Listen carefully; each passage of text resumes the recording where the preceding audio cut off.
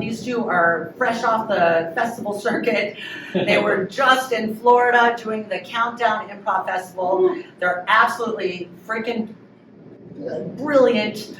My words are just going away from me for a second. Get into it. And they are Diana Brown and Dan Wilson, and they're called Bingewatch!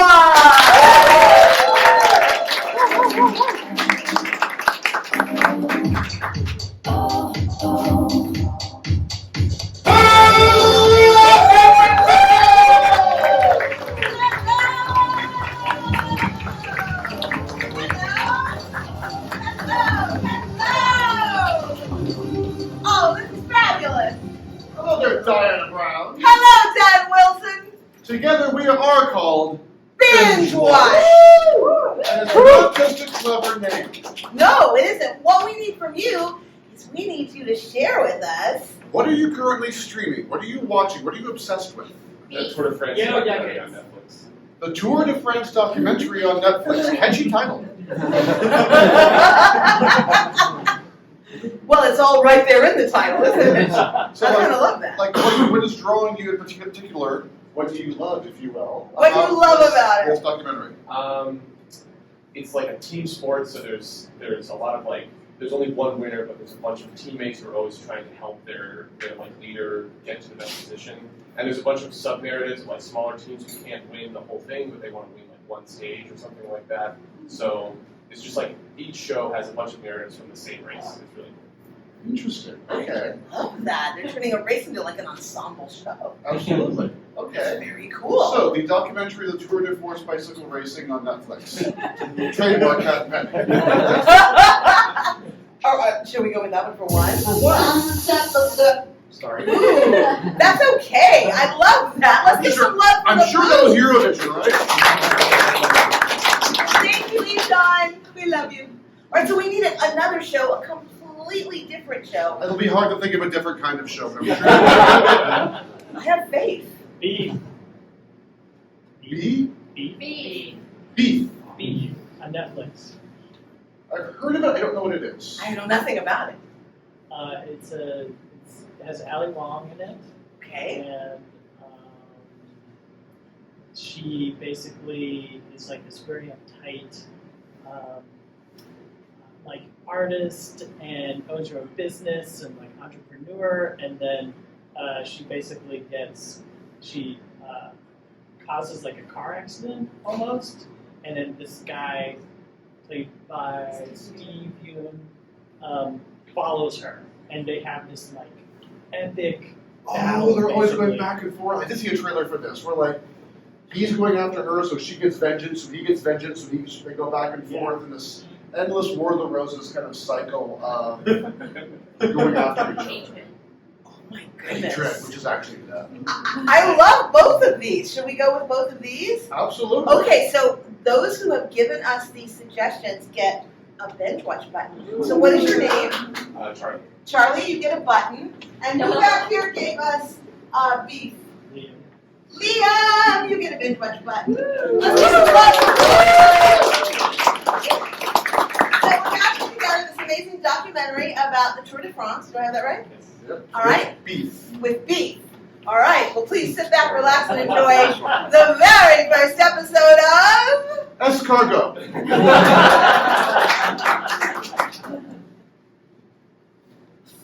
Oh. Oh, do not groan at me. I do not need your pain and your suffering. Oh, man. Was that an expletive or something you're about to do? It can be both. You do not have to choose one over the other. You can both be saying merd and also merding. That is the correct way to conjugate that French verb. No offense, but if you're going to merd, I prefer you do it during the race. It might slow you down. You do not understand. No, on second thought, it would speed you up because you would be lighter. A saddle wouldn't like it, but what do I care about your saddle? Sorry, inside words, outside words, inside words, outside. I missed most of that. Are you trying to get me onto an eating disorder diet? No, because that's not funny. No. But your accent is, Americans. I'm proud of it. You should be proud of it. Oh, Because say you are not can even you beef. see the Frenchies fall over? You would not even be a country if it were not for us. Eh? Lafayette forever. Okay, you got me there. Even we have seen Hamilton. We know your history better than you know ours. All you know is Napoleon. Hey, it's not all we know. Oh, really? We know stinky cheese. That is not French, that is just cheese! I've been to Wisconsin, the entire state smells of feet. Well, again, you got me there. Wisconsin. That's a place no one need ever go. You are full of self-loathing for your own country. I'm not from Wisconsin. There's something you'll learn about America. We might be one great big country, but believe me, we are deeply divided from state to state. Oh, you're like Europe then. Yeah, but you can take a lot of Europe and fit it right inside America. Hell, you can take France and chuck it inside of Texas. I understand, but nobody wants to be inside of Texas. You got me again. I think you do know more about our country than we do. But see, America, we're the adolescents of the globe. You are childish, it's true. Yeah, we are. And we revel in it. Belligerent, so sure of your own rightness. The metaphor actually works all the way through. I'd say you got me again, but I've become redundant. Which is why we're cutting you off the team.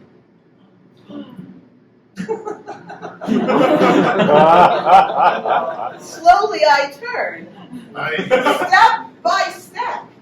Well, this is his thing, is we've been looking at our efficiencies for this particular race that we're doing, and I just don't see a place for you anymore. We're going to go with ChatGPT instead. If I understood that better, I would be deeply hurt. As it is, I'm just pretty bummed. Right. It's fine. I really took pride in helping you along. Getting in front of people that might slow you down, but no. Well, the riding gloves are off. Oh, you intimidate me so much. Damn, even your riding gloves are cooler than mine. Of course they are. They're imported from Sweden. What? Sweden makes the best gloves. Now who's got some internalized hatred of your own nation? It does not have to hate one's own country to appreciate the benefits of others. We only hate you because you are you. We like most of Europe. They're very cool. They have great bands at Eurovision. This is true. This is very, see, I am full of truth today. You cannot fight me at all. You have no thing to do except to accept your fate and just go along your merry way with no repercussions whatsoever that would be plot relevant.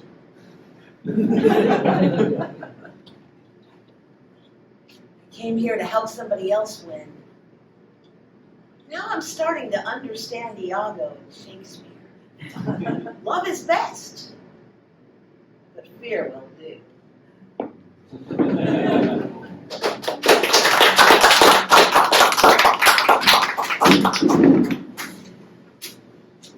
That bitch.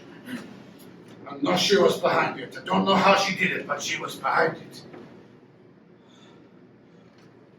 Oh, look at my beautiful shoes. They were so clean and now they are damaged. My body is fine, but my shoes look terrible. It's a disaster. How can I do any sort of marketing or get any kind of endorsement? You! But you came from there, but the accident happened over there. I left, the last time we had a conversation, I felt like the worst part of my Americanism was showing, and I gotta admit I have relatives from Texas. You would admit this to me. Because I want to try to build a bridge. I mean, even though I'm off the team, I still want to support the team. I would never do anything to purposefully sabotage you. I thought about it, but I decided I'm better than that. This does not sound like you. You have been watching a lot of the Brené Brown? Brené Brown said, dare greatly, and then when you fail, fail greatly. I'm good at letting my inner critic come on in and have a seat in the arena. Yes, I guess you could say I've been watching some Brené Brown. So the fact that all of the tires exploded at the exact same time, while there was a ticking that noise, had nothing to do with you, is what you're saying to me. No, but you know who the smack sounds. Who is the smacking? It's a French smack, believe it or not. Do not make this about my country. This smacking happened in America. No, I've watched you eat. There's a lot of smacking. Now you're just being personal. I can't help it if you're very... You need to go back to your Brené Brown. This is not appropriate. I'm telling you, I had nothing to do with this. Then who did? Who destroyed my beautiful shoes? Jean-Claude, damn Jean-Claude. Jean-Claude said, damn Jean-Claude. That's exactly what I just said. For once, you and I are in complete and total agreement. Yeah, but you weren't saying it with a right amount of outrage. Well, I mean, I will have to say, no one exhibits outrage like the French. Again, you're making this about my country. It's more about my shoes. My beautiful shoes. I was supposed to be on the runway after the race. Now I have to sit with all the plebeians in the front row. No, you can... Nobody sits in the front row unless they're desperate. Or in your magazine. I wouldn't want anybody in the race to feel bad. So you how do you know that Jean-Claude, and damn Jean-Claude was responsible for this? Because he covets those shoes. I saw him in the locker room, stroking them like they were a newborn babe and he was a happy mom waiting to suckle. I found it disturbing, quite honestly. Is that what you cannot have, you will destroy? That's right. Now that is French. I told you, it's Jean-Claude Van Jean Claude. Exactly what you said, with no variation between the sayings. I'm consistent, unlike many things about America. So, you want the job back? Not the same job, different job. Keep talking, Frenchie. No, that's Denzel Washington. Oh, yeah. Well, no, not personally. I mean, I wish I could say I knew Denzel because he is so cool, but I've seen him in movies. I want you to be my equalizer. I think I've seen that movie. I want you to go ahead and take vengeance on my behalf. I cannot be doing it myself because if I do so, I will be, as they say, disqualified. No, they mean it too when they say that. It's not just something they say. You say disqualified, I say, I cannot speak it in French, I cannot. I'm so in pain, I cannot think of my own language. Are you saying I can say something French better than you can say something French? I'm saying you can unleash that little gremlin brain of yours into a bit of American demonic catastrophe making mischief. Get vengeance for my shoes. Like activities in the primary election aspects. I was looking for evil, but that's just monstrous. Clearly don't know what the Republicans are up to.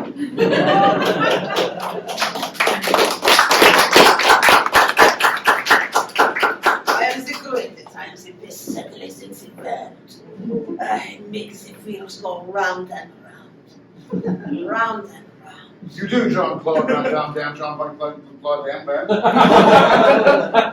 You almost got my name correct this time. Well, I'm doing what I can. They only hire the best. And as your marketing team, we're going to make sure that your name gets shortened. It'll play better in Peoria, which I don't know why we're always marketing for Peoria, but we are. Everything. That's exactly what I said. See, it's so catchy, even you know it. The thing is possible. I'm sorry, I sometimes lapse into faux French. That's perfectly fine. Before the first thing we're going to do, we're going to have you revoiced by Chris Pratt in all the interviews. Everyone loves Chris Pratt. He could be anybody.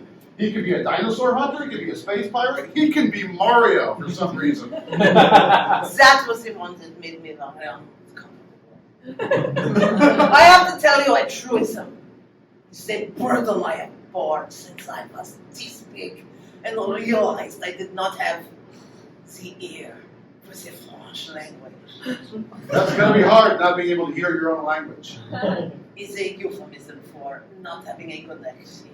I must admit, I lapsed into faux French for a reason. I cannot speak the French. So, you can't speak actual French words, but you can simply sound like the Pepe Le Pew gargling Gargamel, I suppose.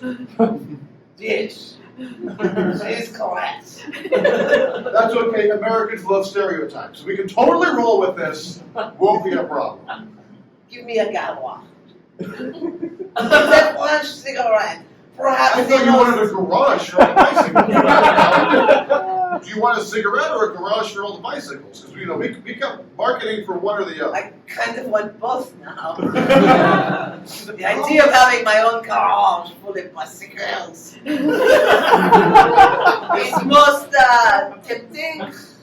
Well, it's more on brand for you. And I gotta say, that Americans, last 20, 30 years, we're not really big on smoking. I mean, we still do it, but now it's mostly weed. Oh, I do enjoy smoking some weed. I've got herbal, I've got dandelion, I've got all sorts, I've got clove. French love clove. There you go, absolutely. I love that And French. those are all technically weeds. You give with one hand American and you take away with the other. Yeah, that's kind of our thing. We're going to one day come over, take back the Statue of Liberty. That's actually okay. It's becoming kind of problematic politically. I mean, the messaging isn't really right for certain administrations. Yeah, freedom is certainly not right for some administration. Good luck with the next election. That, we can sell that. The French perspective on American politics. You've been there from the beginning. Now you're there always. We can't get rid of you. And you always have something snide to say about both parties. Oh, It's well, I'm completely dead. bipartisan scorn. No one can claim you as the good guy or the villain because they're both cheering for you and angry with you at the same Are time. you saying I could be the face of bipartisan scorn? You all like the physical manifestation of Twitter, i.e. X, i.e. Threads. I know not what that means, but I like the sound of it. No one knows what it means anymore. That's the thing. It's just a lot of anger and rage and misplaced angst. Would you do the walking back and forth same again? Certainly. It's soothing in a very As your marketing person, do whatever you want within reason. predictable thing. My accent is drifting. That's all right. Spend some time with me, and Chris Pratt will never sound better. I could learn to sound like you. Violets! Bye, my violets! Hello, Hello? I'm a French stereotype. I'm an English stereotype, so that's fine. I'm just working on the bikes as a mechanic, which is why I've got a bit of a Cockney accent. I'm selling the violets from a tiny basket. You're like the little flower girl who dies in the snow. That's Spoilers. Was that for the front? I've got to throw up something occasionally, or else I start feeling a bit tetchy. Have a seat, love. Have a seat, love. We've got plenty of space here. I've got all the bikes ready for the race tomorrow. Except all the ones that blew up, we can't hold that too much. So Terrible thing, it ruined. I cannot sit. This trunk.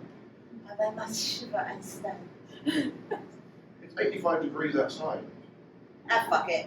I mean, you can shiver all you want to. You don't want to, get rid of your thing and all that, but Now it's all right. I'm from where you're from.